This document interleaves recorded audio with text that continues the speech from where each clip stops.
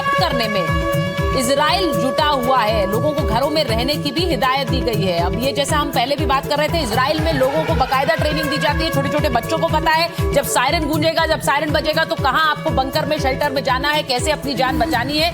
ये सब ट्रेनिंग उन्हें लगातार दी जाती है। और इस हमले के बाद खासकर नेतन्याहू ने अपने देशवासियों से कहा कि आप तैयार रहिए और आने वाले कुछ समय में आपको एक तरह के एक संघर्ष का सामना करना पड़ेगा, उसके लिए आप लोग तैयार रहिए। तो इजराइल ये हमले करता है, उसे ये भी पता है कि उस पर पलटवार होगा, उसके लिए लोगों को तैयार भी रहने के लिए कहता है। ये हमले देखिए लगातार जारी, हम तस्वीरें भी वो दिखा रहे हैं, दोनों तरफ से हो रहा है। लेकिन इसका जो अमेरिकी मेनलैंड है उस पर असर नहीं होता है, लेकिन इजरायली मेनलैंड पूरी तरह से उस पर असर हो रहा है। कल से मिसाइलें चल रही हैं। इजराइल की साइज देख लीजिए आप, 470 किलोमीटर बाई 19 से 135 किलोमीटर, उसका टोटल एरिया है 21,500 स्क्वायर किलोमीटर। और एनसीआर नेशनल कैपिटल रीजन का कितना है? 55,000 square kilometre. 40% of our NCR ये है इजराइल। इसी वजह से इजराइल एक ऐसा देश है, अगर नेतन्याहू चाहते हैं कि युद्ध बढ़ेगा तो इजराइल और बर्बादी की तरफ बढ़ता रहेगा,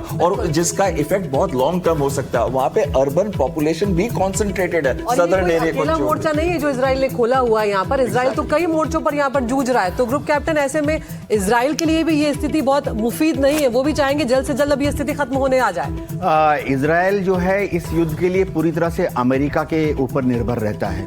हम जो देख रहे हैं कि इजराइल की एयरफोर्स ने 200 जहाज भेज दिए, 1200 बॉम्ब गिरा दिए।